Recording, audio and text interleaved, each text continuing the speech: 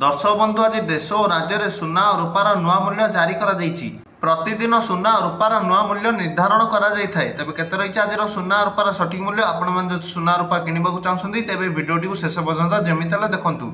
दर्शक बंधु आज भारतीय बजार में 24 कैरेट सुना 1,150,000 टंका रही। सेहीपरि भाव आज 22 कैरेट सुना दर 10 ग्राम पिछा 91,800 टंका रही। आज आम ओडिशार राजधानी भुवनेश्वर 24 कैरेट सुनार दर 10 ग्राम पिछा 1,150,000 टंका रही बेले 22 कैरेट सुनार मूल्य 91,800 टंका रही। सेहीपरि भाव आज भारत राजधानी नवा दिल्ली में 24 कैरेट सुना 1,03,000 टंका रही बेले 22 कैरेट सुनार दर 91,950 टंका रही। सेहीपरि भाव आज मुंबई में 24 कैरेट सुनार मूल्य 1,50,000 टंका और 22 कैरेट सुनार मूल्य 91,950 टंका रही।